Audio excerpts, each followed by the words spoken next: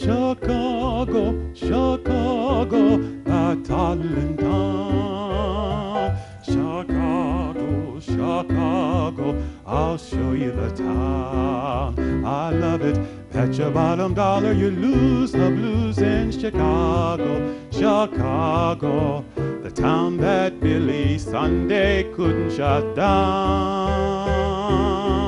On State Street, that great street, I just want to say, they do things that they don't do on Broadway. Say, you'll have the time of your life. I saw a man, he danced with his wife in Chicago, Chicago, my hometown. Good evening. Thanks so much for tuning in to William Pace Show. My guest this evening is Bob Matthews, candidate for Montgomery County Commission. And before we went to break, we were talking about, small businesses, economic growth, entrepreneurs, and I long to see that the entrepreneurs, the merchants, the businesses that used to line the corridors of the main thoroughfares of the county. I remember Salem Avenue from the bridge all the way out to Trotwood. There were all kinds of businesses, restaurants. Mm-hmm. I miss the restaurants. I miss the, like Anticolis. Remember Anticolis? Yes. They used to be there and they used to have the Keyhole restaurant, and there were so many different establishments. I shouldn't say this, but I miss there used to be right across from the old Good Samaritan Hospital, the Baskin Robbins. Yeah. They took the Baskin Robbins out of off of Salem, and so people are missing that. Those businesses brought a life to the corridor. They brought an energy to the corridor. They brought a quality of life to the corridor that people are really yearning for again. Mm-hmm. And as I remember on the corridors of Salem Avenue, there used to be 4 grocery stores. There were 2 Liberals, there was a Kroger's, there was a Stump's, all kinds of things.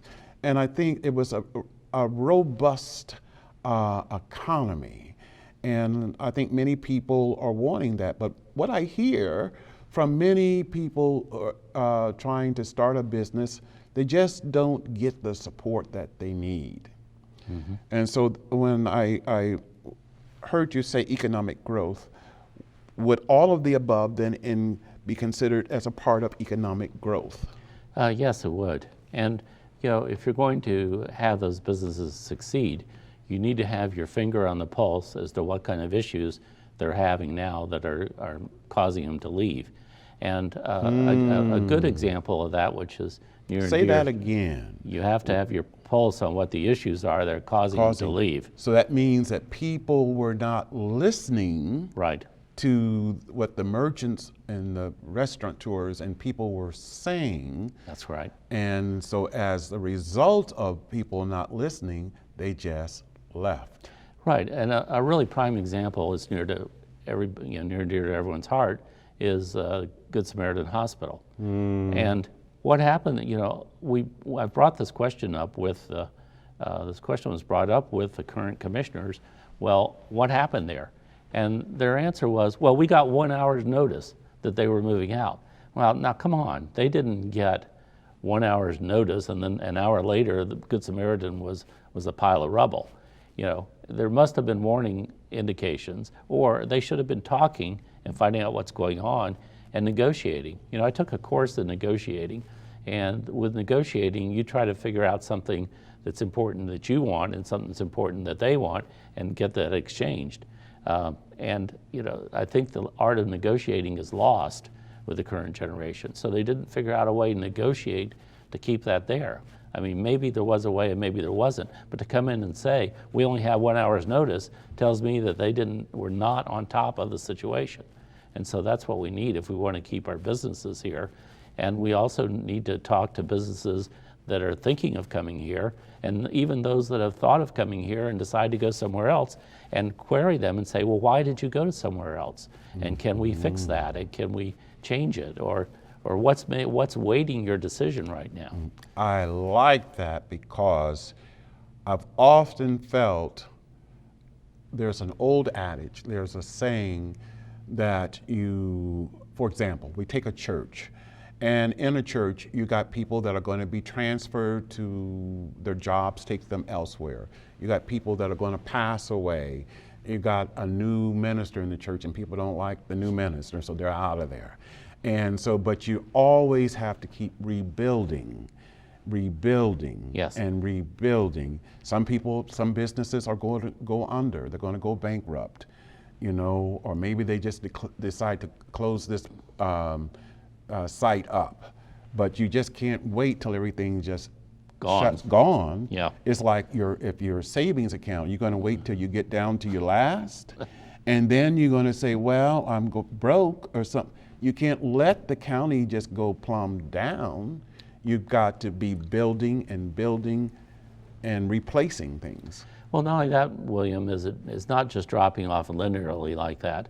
5 places, and then there's 4, then there's 3. What happens is, as each business leaves or closes, then the remaining businesses, there's more pressure on them because there's less tax money coming in, so there's less revenue to help those businesses. So that puts a heavier burden on the ones that remain. And then until finally stores are just sitting there by themselves and no one around them. Now nobody goes there because there's no others around. So you've got to keep it filled. You've got to keep it moving. Otherwise, it starts a vicious cycle. It just cascades down to nothing. And an example of that is what went on in Trotwood.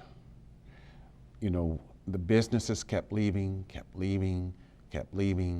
And what I have found over the years that when you have a cluster of businesses, they piggyback off of each Correct. other. If I'm going to go here and they got an Office Depot there, or if they've got a restaurant there, I can get a bite to eat, or if they've got a clothing store, they all piggyback off of each other. But when things are let go and it becomes sparse, then it's hard for the remaining businesses to keep going. Yes. You thrive better when there is a cluster of businesses. Yes. And like now, trying to rebuild the Salem Avenue corridor again to what I remember it used to be will take a huge, gigantic strategy and approach. So this leads me to my next question. What proactive strategies would you implement to recruit businesses in Montgomery County? Well, I'm sure we have an economic development group now, so I would check with them and see what they're doing and strengthen whatever work they're doing to bolster that. And that includes reaching out to other cities that, other companies that are thinking of might move here, reaching out to the companies that are here to see if any of them are leaving, and try to reduce the bureaucracy for people to come in. The other thing I would do, when you start a new job, they do what they call an onboarding process, in the business world. And that takes that person and make sure they go through all the steps to get onboarded. I would set up an onboarding for new businesses that come into the area and assign to them an onboarding coach that's a one-on-one person, a real live person that works directly with the owner or manager of that business on an ongoing basis for the first few months to make sure they're getting what they need, that they're getting through any paperwork that's needed, and that that doesn't just fall off the edge. And then we would keep a record of what we'd learned from onboarding that person. And that would go into the onboarding process that would continue on to new ones. So there would become like a format, a plan, an instrument to foster new business. Right. And that there would be maybe mentors, people there to safeguard them in their journey in the opening of a business. Yeah, just like a new baby. You don't just have a baby and then send it to school or leave it at home. You've got to be there with it and make sure nurturing it. Right. Yeah. More with Bob Matthews when we return. Stay with us. You'll have the time of your life. I saw a man, he danced with his... Hi, I'm William Pace. Thanks so much for tuning us in tonight. My guest is Bob Matthews, candidate for Montgomery County Commission. Thanks so much for being here with us. Thank you, William. I want to talk about the housing in Montgomery County. How do you feel about the current state of the housing here? Okay. Yeah, housing is a big issue here, unfortunately. And I know, for example, the county, to their credit, some of the county commissioners have put together plans like land bank and stuff, and that's really good. And I would support that and continue to make sure that that moves ahead. The problem, as you can see if you drive around, is a large number of vacant houses. Well, there's several problems. Large number of vacant houses is one of the problems. Tied into that problem is the absentee owners. And so I don't know for sure how to deal with absentee owners, but it's not being dealt with right now because the absentee owners have no interest a lot of times in maintaining houses, so they just sit there and deteriorate down to nothing. So we need to come up with some sort of plan to incentivize people to, not just incentivize them, but to help them take care of their houses.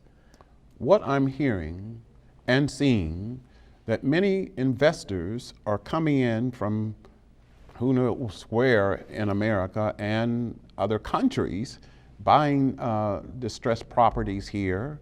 They become landlords from afar, and they're not there to really see to it that the properties are well cared for. Right. And is there something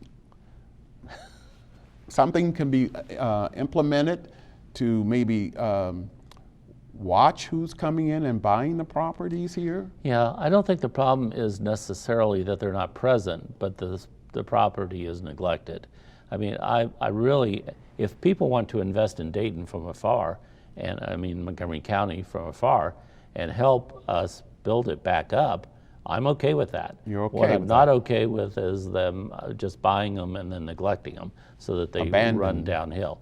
So I would think, I mean, this would take a little looking into, but I know like at Miami Township, we could use zoning rules to force people to fix things up. So when a house just sits there and runs down, is there no zoning that you know gets onto that and some sort of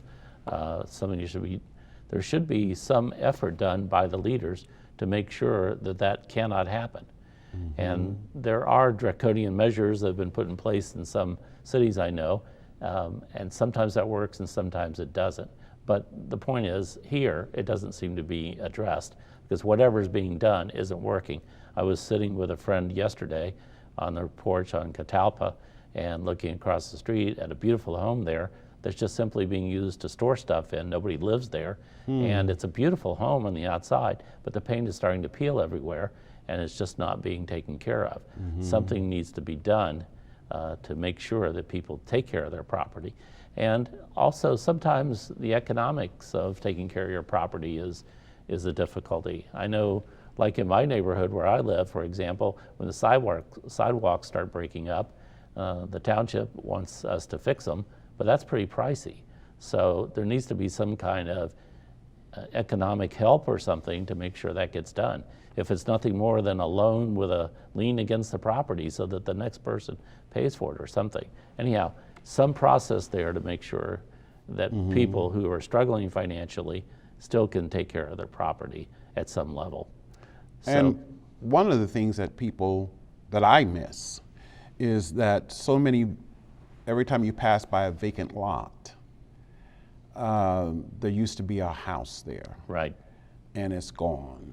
Right. And some of the houses had great historic value to them. Yes. And they're gone. And they don't build houses like that anymore. Right. The character, the workmanship, the art that went into those homes. And really, sadly enough, it's part of the county is tearing down some of the important sites of Montgomery County, those structures, you know. There used to be a beautiful building right down across the bridge in Salem.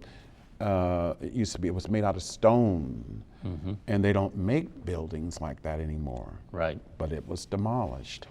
You know, we talked a few minutes ago about, we talked earlier about how when there's a group of companies together and they start failing one by one, that it leaves holes and then you lose it. Same way with the housing. It's the same thing with the housing.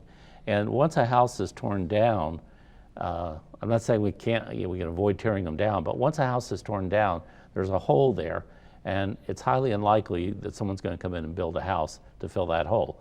And so what happens, the neighborhood just starts falling apart piece by piece, like your teeth rotting out one at a time, and you pull it and don't replace it, and pretty soon you know what your smile looks like, right? So anyhow, we can't let that happen. It's so critical to stop that deterioration, because Decay.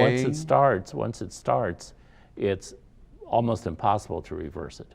So again, stronger something on the housing to make sure housing. And the other thing that happens is when you lose residents along a given street, you still got to provide fire service to that street. You still got to provide police service to that street, but you have fewer taxpayers there to help support those. So again, it's essential that we keep the neighborhoods full and living and thriving. And I don't see any strong effort at this point from the county that's doing that. And that is critical Yes. to the welfare of the county. What do you need? Why? Tell me, why do we need change, new insight into the commission? Okay, well, first off, the current commission, as it stands, with 3 women with all of the same political persuasion. So diversity is a big name, big word. I would say there is 0 diversity there when you have 3 women approximately the same age, the same political persuasion, and all from their viewpoint.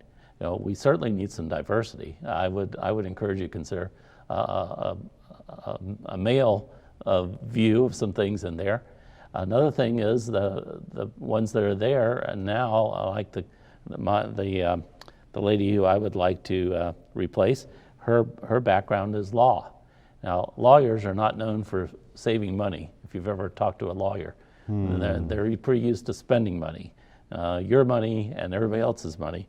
So I, as a business with a business background, would give certainly something different there. The second is, as I've already touched on, 16 to 20 years for the current commissioners that are up for re-election, and stuck in a rut and satisfied with how things are. No need to feel, no feeling that there's a need to change. But most importantly, I think they've all lost touch with, first, business people, and second, with the working people, and finally with the financially struggling people in our area. That's why some of the policies they've put in place over the last few years have come about, because they're not in touch with the needs of these groups. Where I have extensive experience working in business, being a working person, and have worked with financially challenged people in the county for the last 20 years. So that's why I think we really could use some change. I can do a far better job for us in that position. More with Bob Matthews when we return. Stay with They us. do things that they don't do on Broadway. Thanks so much for tuning in to William Pace Show. My guest this evening is Bob Matthews, candidate for Montgomery County Commission. Well, we've had so much to talk about here, and I really feel that we've covered a lot of area here, but I wanted to ask you this question. Dayton is the seat, the heart of the county. How can we strengthen the seat, the heart of Montgomery County? Because the heart is the main function, and if it's not functioning, then everything else is sort of going to be out of kilter. Yeah, thanks for bringing that up. And absolutely, Dayton is the heart of the county. It's critical. The suburbs wouldn't even be here if Dayton wasn't here, or at least they wouldn't have started. So it's very critical. Our courts are there, our arts and entertainment are there, and we have several really nice things like the Schuster Center, the Metro Parks. All those are spun off from the city, and of course the county seat being there. So yes, it's very important that Dayton do well. And so a big portion of my time will be spent working with the elected officials and departments with the city of Dayton, because there are some similarities, there are a lot of similarities between the things that Dayton does and the county has to do. And so we can, for example, police and, law enforcement, and that has to be shared and has to be coordinated.